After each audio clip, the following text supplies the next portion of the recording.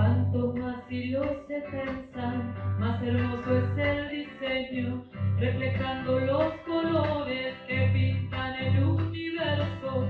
La belleza de la trama deviene de lo complejo.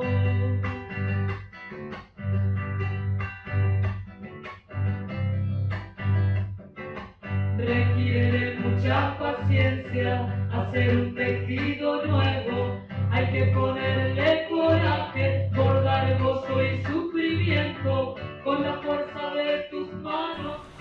Marcia, muchas gracias por estar acá, por permitirnos ambos estar juntos y poder charlar un rato, tener una conversación y poder encontrar algunos puntos del enfoque centrado en la persona en Brasil. Muchas gracias. É uma honra para mim, um honor para mim estar aqui, pero pido um pouco de desculpas porque não hablo corretamente o espanhol, hablo o portunhol e vamos assim. Fantástico, se te entiende perfecto. Me gustaría acercarme a la idea esta de que Rogers estuvo en Brasil, participó activamente, especialmente en grupos de encuentros multitudinarios, y me pregunto cómo habrá sido desde ese momento la historia del enfoque centrado en la persona en Brasil. Eu trabalho há muito tempo com o enfoque, desde 1975, quando me graduei em psicologia, e já estava interessada estudando o enfoque. Nessa época, eu e meus colegas abrimos um centro chamado Centro de la Psicologia de la Persona, porque estávamos muito interessados em desenvolver o enfoque em Brasil. E depois, em 1977, Rogers veio a primeira vez ao Brasil. Então, isso é um projeto de estudos, de documentação da história do enfoque em Brasil.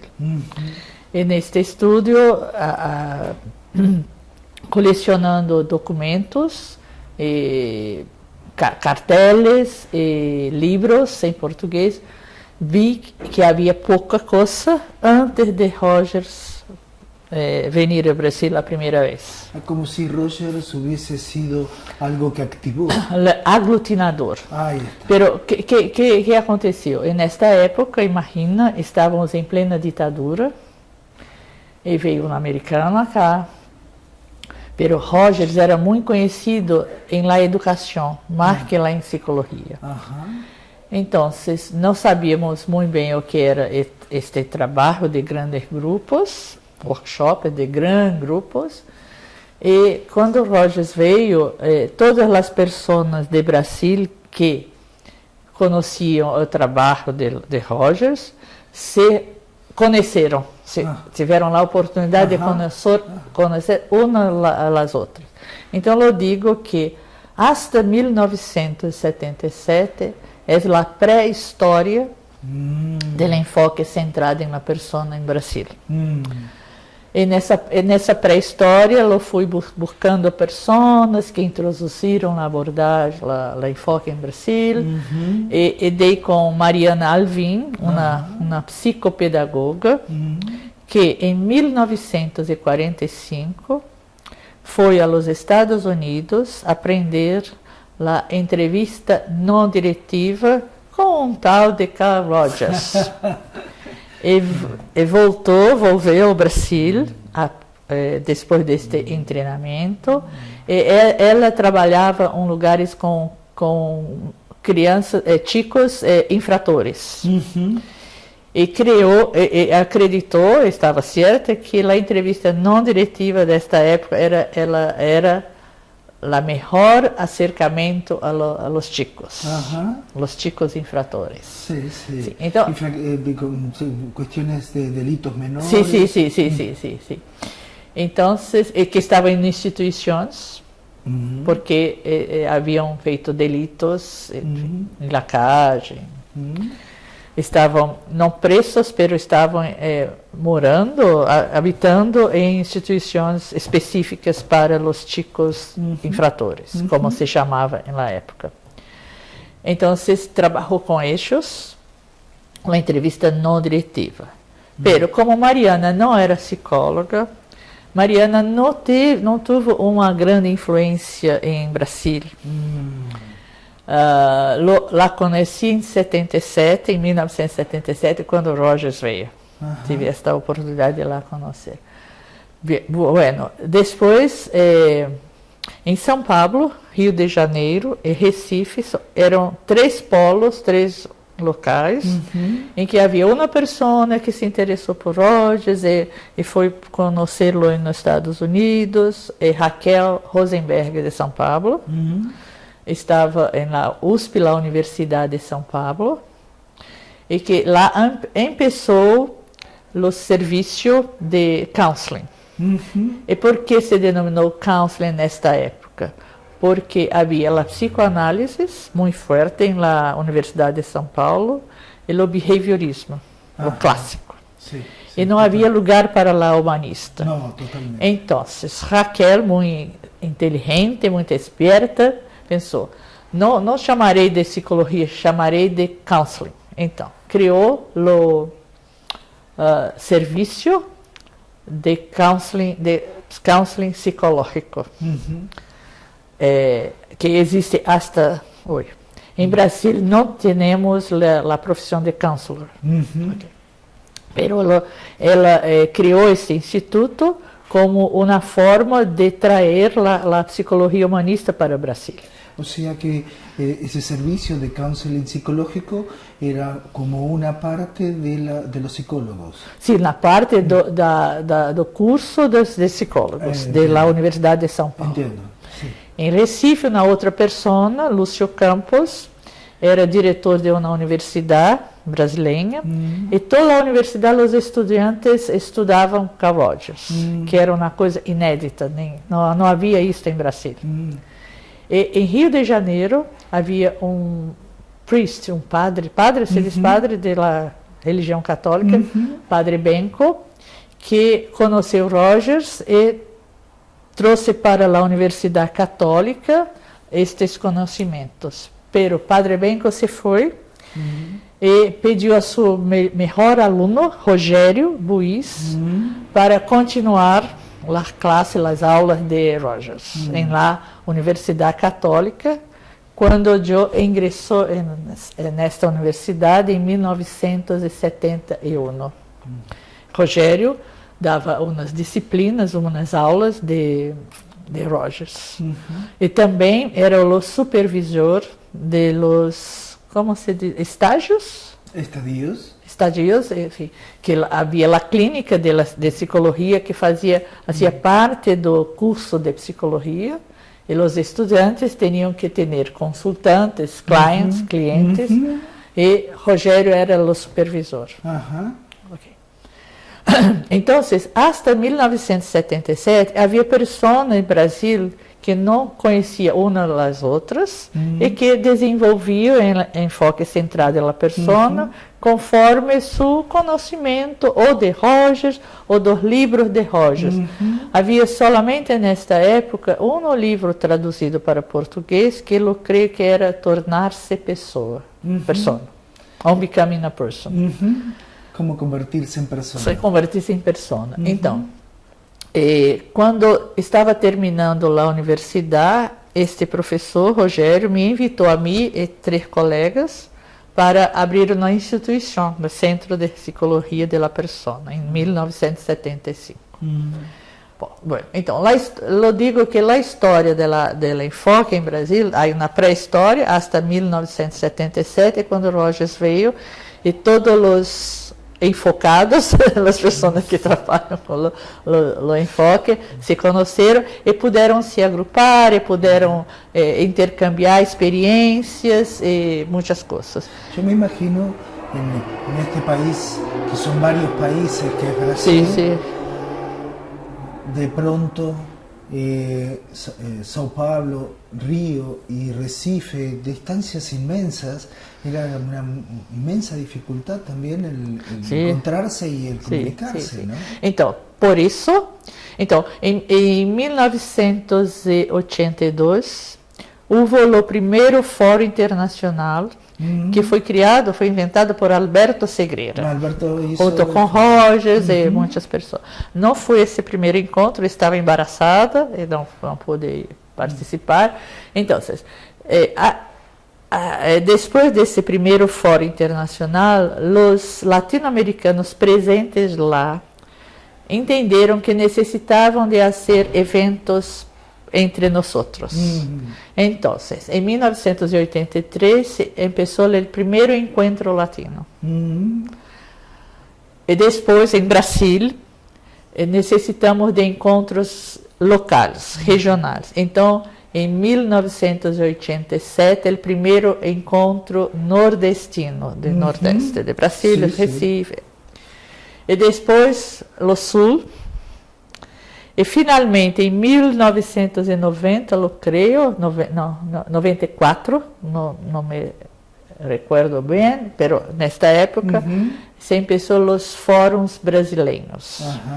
Então, ao mesmo tempo que havia os internacionais, internacional em Brasil, em 1989, em Brasil, os encontros latino-americanos, os encontros locais e os encontros brasileiros, como oportunidade de juntar todas as pessoas deste imenso país para ter espaço, tempo para intercambiar experiências, e o que fazem, o que pensam, e as publicações começaram a crescer. A mover, claro. Pero em 87 se morreu Rogers e Raquel Rosenberg. Raquel Rosenberg era nosso Rogers lá em Brasil, porque era uma pessoa que como tinha o apoio dele na enorme universidade, a Universidade de São Paulo, conseguia aglutinar muitas pessoas, muitos eventos. E John Wood, colega muito especial de Rogers, veio para o Brasil com ele, e depois se encantou tanto por o país e por as brasileiras, que se casou com uma brasileira em 1980 e qualquer coisa, e viveu em Brasil de 1984 até 2004, quando se morreu. Aí quedou, ficou, se encantou pelo país e pela Lucila Assunção, sua mulher, que tivemos oportunidade de ter muita proximidade, escrevemos juntos livro e tal. Pero a morte de Rogers e de Raquel Rosenberg parece que teve decréscimo de los eventos. Lo creio que é devido à morte de los dois. E em Recife também, Lúcio Campos havia morrido pouco tempo antes. Então, as principais figuras haviam desaparecido. Se apagou, como se começara a apagar-se. Sim. E a minha interpretação é que isto teve desdobramento na comunidade brasileira. Depois, acho que conseguimos superar a morte e começamos nós a ser nossos próprios maestros. Não precisávamos de grandes maestros. Então, cada em seu estado, em sua região, começaram a desenvolver e entraram mais em las instituições, porque até a década de 80, os profissionais do enfoque centrado na pessoa no Brasil não estavam muito na universidade. Eu estive sempre, mas os profissionais em geral estavam mais no consultório particular, privado, fazendo psicoterapia. E na década de 90, porque houve uma dificuldade de ter muitos clientes, muitos consultantes, as pessoas começaram a estudar a maestria, o doutorado, as pessoas do enfoque, e entrarem nas universidades como docentes, e também entrar nas instituições de saúde e de la justiça, por exemplo. Então, sair um pouco de consultório. Dessa forma também empezar a cobrir o campo, não? Sim, sim, sim. E por isso as publicações aumentaram. Então eu digo que esse terceiro período que coloco que começou na década de no meio de 90, entre 90 e 95, é um período de subida, de desenvolvimento, de muitos eventos em Brasil. Eventos latino-americanos. Eu creio que hicimos 3 encontros latino-americanos em Brasil, um internacional e muitos locais e 2 ou 3 brasileiros. Uma efervescência de eventos, de publicações, de livros brasileiros e de abertura de cursos de formação de psicoterapeutas em entidades privadas e também especialização em la universidade. Não tenho muitos, mas é um número muito maior que antes. Então, agora, como disse, a abordagem, o enfoque está, me parece, totalmente dominado em Brasil. Há muitos profissionais e com leituras particulares, enfim. Algumas diferenças, as pessoas que se utilizam de los filósofos existencialistas mais que outros, as pessoas que lhe gustam mais Heidegger do que Husserl, as pessoas que dizem que não é a base não é a fenomenologia, a base é o pragmatismo de John Dewey, as pessoas que fazem uma mistura. Sí, una mezcla. Una mezcla entre varios autores, sí. De alguna manera esto también es lo que siempre sucede, ¿no? Que cuando se estaciona algo y empieza a crecer, también empieza a tener ciertas líneas especiales. Sí. A presença de outras pessoas acá em Brasil, por exemplo, Robert Lee, que tem um tipo muito especial de compreensão do enfoque centrado na pessoa, trabalhou com Rogers e vem ao Brasil, enfim, muitas vezes. Outros profissionais de Brasil que intercambiam seu pensamento em outra parte do Brasil, e temos outros assim. Y así va. Sí, de alguna manera esta es, desde esa efervescencia y desde esa posibilidad de ir haciendo foros y presentaciones, publicaciones y libros y la entrada de los psicólogos que estaban con su consulta en las universidades y en el Estado, permitieron la apertura. Sí. Y desde esa apertura hoy está firme el enfoque centrado en la persona o el abordaje centrado en la persona, que es lo mismo, solo que es una forma de ponerle palabras. Nombrear. Exacto. Y desde ese lugar, hoy, ¿dónde está parado en los distintos centros que los están trabajando dentro de las instituciones, en los hospitales? ¿Es público? ¿Es de acceso fácil? Entonces, por supuesto, muitas pessoas, muitos profissionais continuam seu trabalho no consultório, na prática privada, por supuesto, pero não todos, porque não há clientes para tanto, não há consultantes para tantos e fora dos psicólogos do enfoque há outros tipos de psicólogos. Sim. E agora, então, eu creio que posso falar de tipo de intervenção, tipo de ajuda psicológica que creio que foi criada em Brasil. Ou seja, algo como específico e nascido. Sim, que se chama em português plantão psicológico, o nome, e que em espanhol podemos dizer la guardia psicológica. Uma guardia psicológica que está permanente ou em horário fixo. Sim, em certos dias e horários, no local.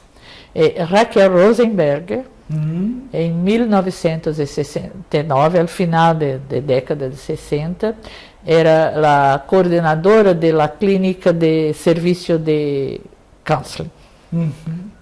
e tinha uma cola muito grande, de pacientes muito grande, uma fila, uma cola, se chama cola, muito grande. Então, ela se inspirou nos serviços de walk-in clinics nos Estados Unidos, que era uma clínica que recebia pessoas walk-in, just andar. Então, ele pensou em propor esse serviço e chamou de plantão psicológico.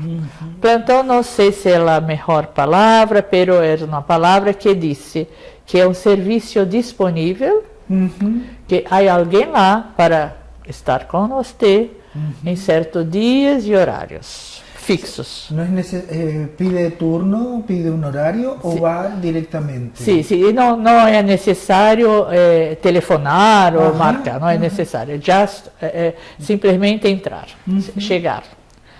Então, a primeira intenção de Raquel era diminuir a cola, para atender mais pessoas e tal. Pero o que ela e seus alunos e seus colegas perceberam é que o simples fato de ouvir a pessoa em um momento especial da necessidade era curativo, era benéfico. Então, de fato, a cola diminuiu. Pero diminuiu porque estas pessoas, indo uma, duas ou três vezes, se sentiram acolhidas, se diz acolhida, bem-vinda, como se diz? Welcome. Sim, bem-vindas. Bem-vinda, entendidas em seu dolor deste momento e não necessitavam de terapia. Porque nós outros psicólogos pensávamos, eu pensava assim, que todas as pessoas que há uma perturbação, uma questão, um sofrimento, necessitam de terapia. Pero estamos descobrindo que necessitam sim de uma atenção especial, pero não necessariamente uma psicoterapia, uma terapia de ir toda semana durante muito tempo. Pareciera como que entonces la persona iba en una situación de angustia muy grande, algo le pasaba. Muy grande o muy pequeña. Bueno, pero claro, sí, totalmente, pero algo interno le pasaba que era muy movilizante y necesitaba ayuda urgente. Y cuando se construyó el plantado psicológico, no solo la cola disminuyó, sino de que estas personas bajaron la ansiedad rápidamente y fizeram um movimento catártico. Exacto. E muitas delas não necessitavam mais do que isso. Exactamente. Entonces ya no se necesita incrementar las horas de consulta. E muitas vezes estas pessoas necessitavam de outro tipo de ajuda. Por exemplo, precisavam conversar com um advogado, você diz advogado? Lawyer. Com um advogado, porque era a ansiedade era generada por uma questão legal. Entonces, esta idea de que la persona baja rápido la ansiedad, porque se siente comprendida y como esto que me estabas comentando, que tienen la posibilidad de que pueden ayudarlo por otra vía, por otra línea, indicándole un psicólogo, indicándole una asistencia social, algunas acciones paralelas, esto de pronto no necesitaba más ayuda que eso. Es verdad. Esta foi a primeira compreensão. Pero é interessante porque isso se deu no início da década de 70. Então, Raquel e seus alunos faziam isto. Depois, na década de 80, a outra Raquel, esta que vai entrevistar, Raquel Vrona, e o professor Miguel Mahfouz, empezaram dois tipos de plantão. Raquel na comunidade, ela pode falar melhor que eu sobre isso, porque ela criou um curso e ofereceu plantão na comunidade. A comunidade que não estava procurando uma terapia. Você fez uns carteles, vem aqui, etc. Ela pode contar melhor que eu. E Miguel Mahfouz, que era um psicólogo em uma escola privada, de alto poder aquisitivo, não estava satisfeito com a função de psicólogo em São Paulo, o psicólogo escolar.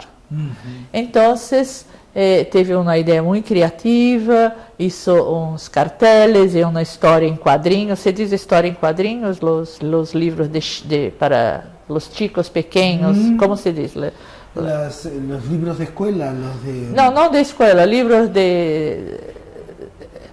Enfim, los libros que hay una nube así que dice las cosas... los cómics. Sí.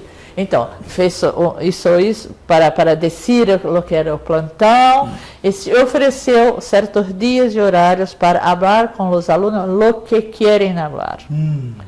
Então, criou o plantão na escola.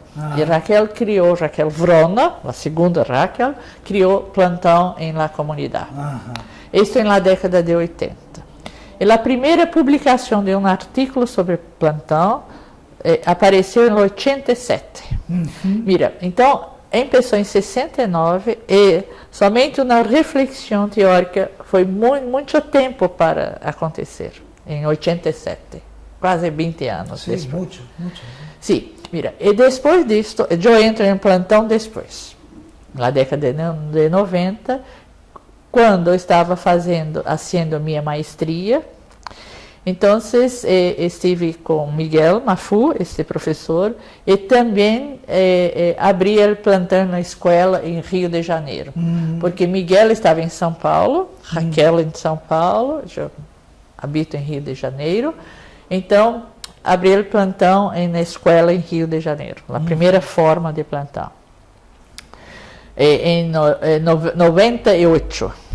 97, quando eu estava fazendo minha maestria.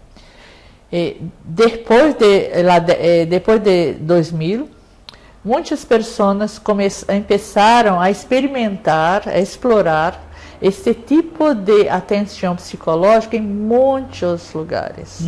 Em hospital general, em hospital psiquiátrico, em la prisão, em escola para chicos, escolas para os adultos, a universidade, e todo lugar que pode pensar que há pessoas. Totalmente, claro. Sim. E pessoas que necessitam uma ou duas ou três vezes falar com alguém em um momento muito especial, muito pontual. Então, depois hizo minha tese de doutorado também sobre este tema e terminei em 2003.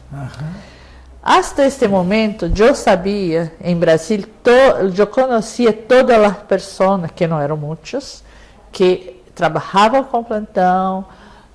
Minha tese de maestria foi a primeira tese de plantão, em 1999. E o primeiro livro em 1999. O primeiro livro específico de plantão. Sim. Então, mira, de 69 a 99 são 30 anos. Que foi uma gestação sim, muito interessante, muito diferente das terapias e tal. E agora, mira, 10 anos depois, há tantas pessoas em Brasil que trabalham com ela em enfoque e que estão explorando a potencialidade de la guardia em diferentes contextos, com diferentes perspectivas que não conosco mais. Sim, de pronto eu estou pensando e sentindo esto de que qué posibilidad que hay en la prevención primaria con el plantón. Sí. Es absoluto, porque saca inmediatamente la urgencia y de pronto puede encontrar soluciones más rápidas. Sí. Por una persona que puede hablar con alguien, que hay una escucha empática, calorosa, sin juzgar, se dice, sin juzgar. Puedes ter uma melhor noção de si mesmo e de sua situação e não generar uma cronicidade da ansiedade, da angústia. Não sei se me faço entender. Porque de alguma maneira... Isso é prevenção primária. Exacto, porque quando a angústia queda instalada, sí. Ahí es donde va a necesitar una terapia muy probablemente. Sí, sí, sí. Pero cuando la angustia se puede sacar rápidamente y se puede poner afuera, y esto es fantástico, esta idea. Entonces, esto no quiere decir que o plantão substitui a terapia. No, claro. Pero o plantão pode receber um número, qualquer pessoa, para uma pessoa e para muitas pessoas, o plantão é suficiente. Você diz suficiente? Suficiente, sim, sim. É suficiente. Para outras pessoas, demandam uma terapia, propriamente dita. Hay una cantidad de entrevistas que van al plantado, 2, 3, y después si no hubiera un movimiento pasan a terapia. ¿Cómo es la organización? Então, por exemplo, há locais, há contextos que não há terapia, é só plantão. Pero no contexto que trabalho agora, na universidade, no Counseling Center da universidade, o local onde os estudantes de psicologia fazem os estágios, o treinamento para ser psicólogo, são obrigados a fazer. Então, eu ofereço para meus alunos o plantão e a psicoterapia para treinamento. Então, nesta instituição, a pessoa que pensa que necessita de psicoterapia, ela pode ir imediatamente ao local, ou ela pode telefonar e agendar um horário. Você diz agendar um horário? Sim, reservar um horário. Sim, reservar. Pode fazer de los dois tipos. E quando chegam lá, recebe uma plantonista, uma pessoa, um estudante que trabalha na guarda, uma guardião. e recebe, e esta pessoa está encarregada de ouvir a partir do enfoque, com empatia, sem julgar, e procurar entender com a pessoa o que ela realmente está pedindo. Porque muitas pessoas pedem psicoterapia e não sabem o que é. Então, muitas vezes, o pedido de psicoterapia é um pedido de conversar, de charlar uma ou outra vez com alguém que pueda ouvir, querem ser ouvidas. Então, na forma que eu tenho desenvolvido, a pessoa pode ir até 3 vezes. Se queres ir mais, se pensa que necessita de mais, lhe oferecemos a psicoterapia. Se pensa que não precisa, vão embora. Algumas vezes precisamos fazer uma referência a outro serviço, por exemplo, a psiquiatria, se a pessoa necessita de medicação. Então, e também temos um trabalho na universidade de mediação de conflito, quando existe um problema familiar grande, então fazemos essa indicação a partir da compreensão em conjunto do que é que esta pessoa está pedindo, quando pede psicoterapia. Sim, de alguma maneira, tener bien claro qué significa para la persona la palabra psicoterapia. Sí. No es una discusión teórica ni racional. No. É uma compreensão existencial do pedido de ajuda. Que ajuda queres, em realidade, quando pedes psicoterapia? Quero, por exemplo, quero saber que posso vir aqui quando quero falar com uma das chicas, das estudantes. Ok, então está pedindo plantão. Ok, o plantão funciona destes dias, deste horário, pode vir quando quiser. Outro exemplo, eu tenho muita dificuldade, necessito de uma orientação para ajudar meu filho. Então, estás pedindo uma orientação psicopedagógica e não uma terapia. Enfim, muitos exemplos como este. Sim. E onde podem ser derivar um distribuidor. Sim, para os serviços disponíveis na comunidade. Para tal, nós necessitamos fazer uma lista dos serviços disponíveis a comunidade.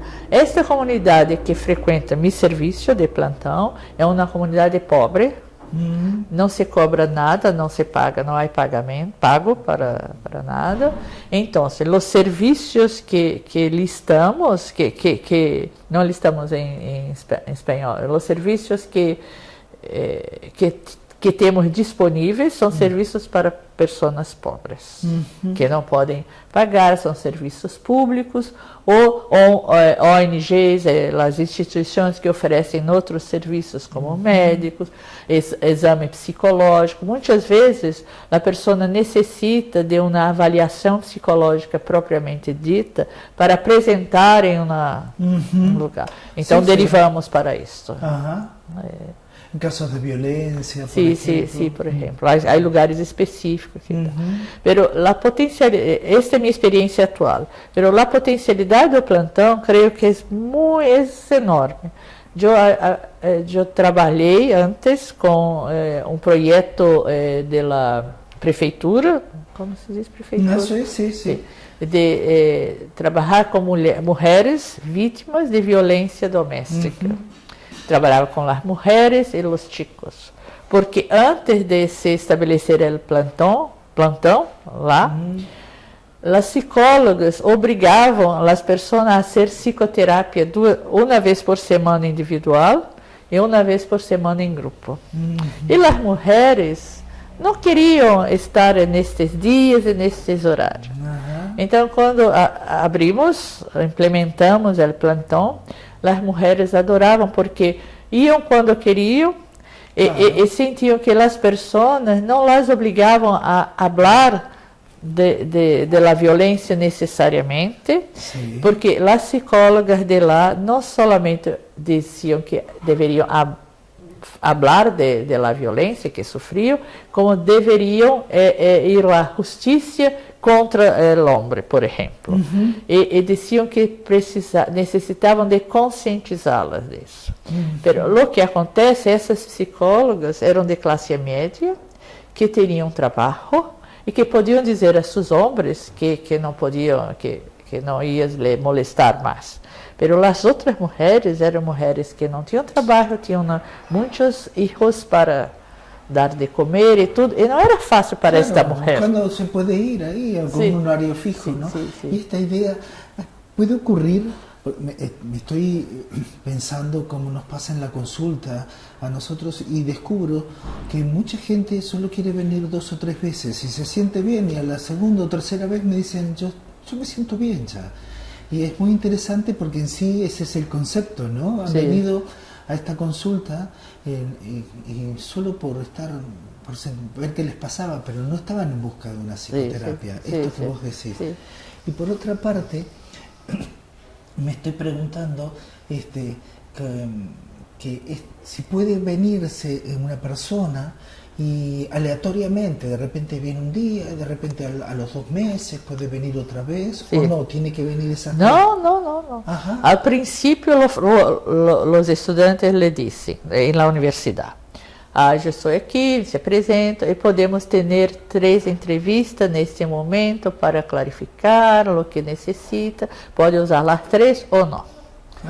Ok. Depois das 3, se querem mais, dizem, então creio que estás pedindo uma ajuda constante, cadenciada, então vamos passar para o serviço de terapia. Aí está. Ok. Mas se não quer, e dizemos, então pode vir quando quiser. E nós temos uns clientes que são clientes de plantão, querem vir uma vez no mês, passa 2 meses, e dizem, acá é um serviço que hablo, me sinto entendida e vou mais leviana para casa. Sim. Bueno. Liviana. Sim. E não querem fazer um compromisso semanal, não querem, porque não necessitam, não é uma resistência como pensávamos antes, não necessitam. Se não necessitam, pode ter um serviço como Miguel Mahfoudi, um serviço que é uma referência existencial. Eu sei que está lá para mim. Sim, e que em qualquer momento posso tomá-lo. Posso tomá-lo, sim, exatamente. Sim. Então, esse serviço. Lá trabalhei também, muito interessante, com uma ONG, uma organização não governamental, não sei como se chama aqui. Sim, lo mesmo. Sim. Então, que hacía um projeto de ensinar balé clássico para os chicos e as chicas de las favelas. Então, a diretora pensou no começo, no início, que era simplesmente contratar professores de balé e tudo.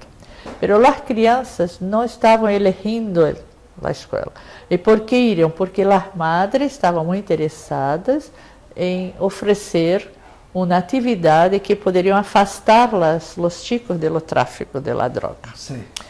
E elas ganhavam coisas para comer, de Nestlé, que era patrocinava, Danone e tal. Então, as chicas gostavam muito, pero como tinham muitos irmãos, Sim. lo que ganhavam para se alimentar bem, dava para todos os irmãos. Enfim, e não tinham as chicas a disciplina para uma aula de balé clássico. Então, vocês começaram a ver que tinham muitos problemas na família, problemas psicológicos de los niños.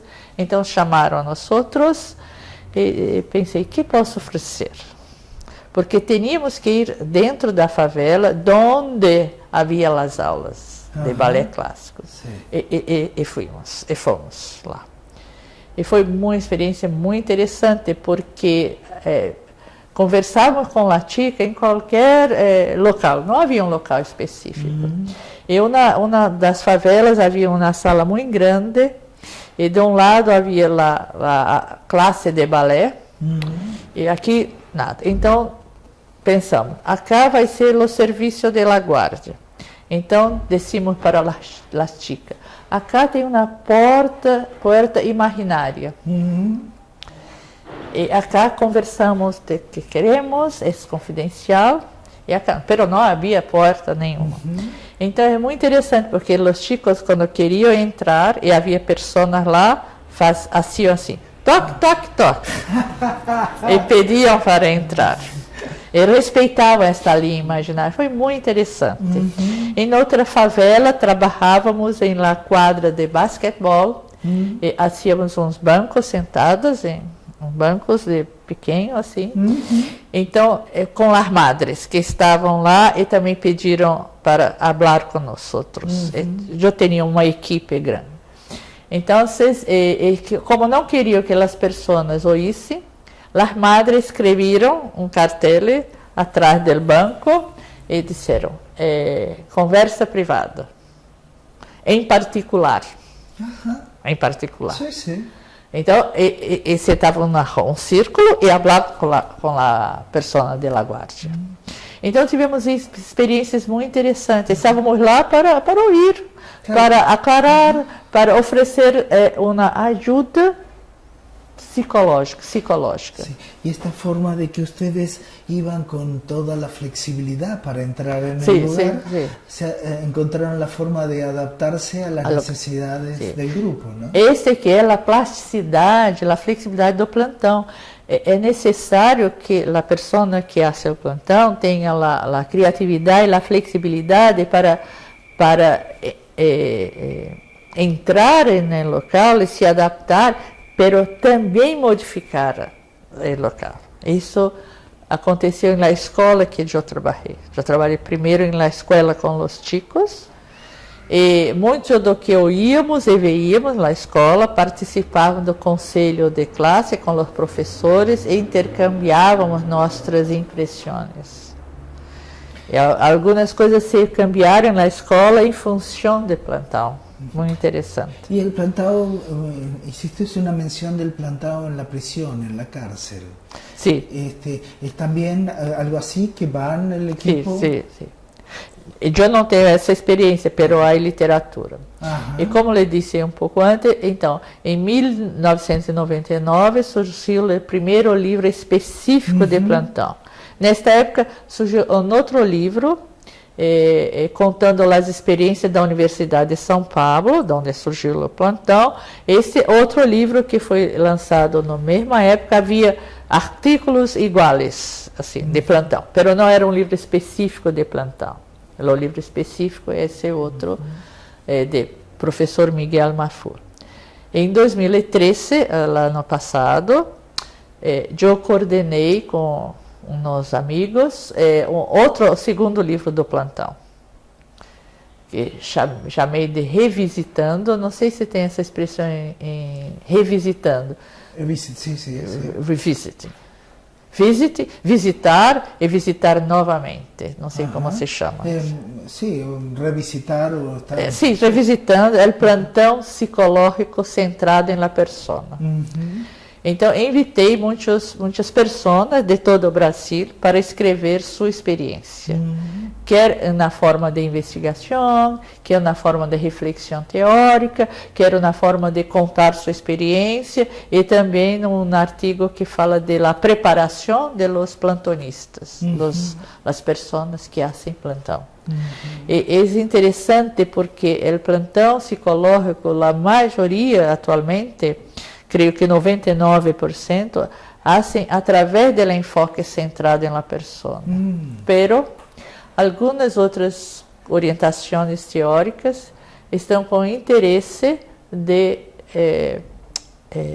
utilizar a ideia do plantão com outra orientação teórica, com outro marco teórico. Pero lo que me dizem, creio que não podem usar outro marco teórico. Podem usar para explicar o que fazem, mas não para fazer o que fazem. Por exemplo, eu perguntei a uma psicoanalista. Ela me disse: eu estou fazendo o plantão em hospital general. Sim. E eu perguntei: como fazem com a transferência e a contra-transferência? Não, Márcia, não trabalhamos com isso no plantão. Sim. Como fazem com a repressão, a resistência? Não, Márcia, não trabalhamos com isso no plantão.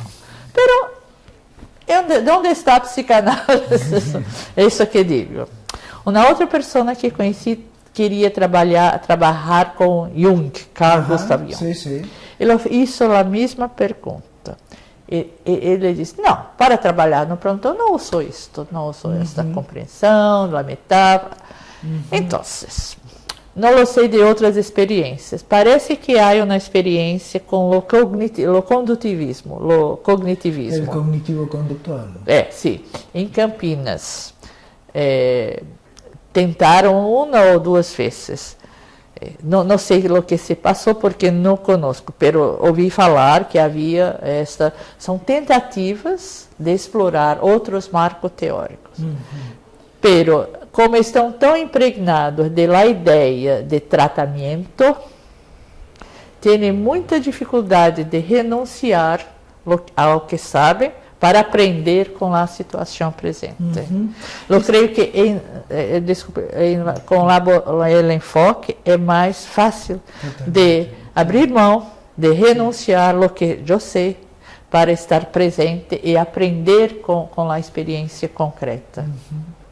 Sí, de alguna manera la posibilidad de esto de la escucha empática y de incondicionalidad, exactamente, de la aceptación incondicional de la experiencia, y de en esos pocos minutos estar mostrando un estado auténtico, puede ser mucho más funcional que cualquier otro, porque ahí no es una terapia, ahí solo estamos hablando de una situación. Sí.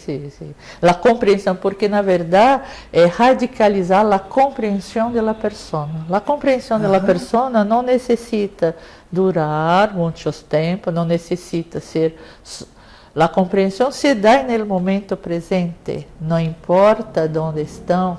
Es esto de ser aceptado, ¿no? Y quizás aquí es como que estamos volviendo a esto de donde iniciamos, ¿no? De la historia de Roger, que fue lo que él trajo, ¿no? Esta posibilidad de una forma de estar frente a otro, y de quedarse ante ese otro, y con esto, con esta vuelta que se le encontró, que le encontraste vos aquí, a donde abriste el plantado dentro de Brasil, es maravilloso, donde hay algo que puede aliviar aún más en forma rápida, efectiva. Sí, ¿no? sí, es verdad. Y la promoción de la salud está implícita en este tipo de plantão, de atividade, de serviço psicológico. E eu creio, para terminar, eu creio que Rogers, lo disse isso na apresentação, radicalizou a psicoterapia, revolucionou a psicoterapia. E eu creio que plantão revolucionou também a psicoterapia agora. Sí, sí, totalmente. Revolucionó el entendimiento que es ayuda. Sí, totalmente. Sí. Marcia, muchísimas gracias por esta conversación. Sí. Fue para mí muy linda. Yo me sentí muy abierto a todo lo que vos trajiste y muy movido ahora estoy por todo esto, con ganas de hacer cosas. Sí.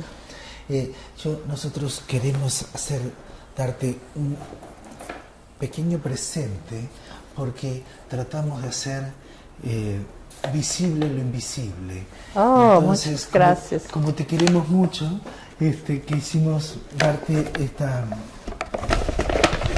¿Puedo abrir acá? Sí, claro. ¡Ay, qué lindo! Efimeleia, qué lindo. Gracias. No, gracias a vos. Muchas gracias. Sí. Foi um honor para mim falar com você. Espero que tenha trazido uma contribuição e para mim foi muito bom falar com você, porque você me entendeu completamente. Gracias, muchas gracias. Okay. Hilvanando la utopía con los hilos de sus sueños, hay que inaugurar talleres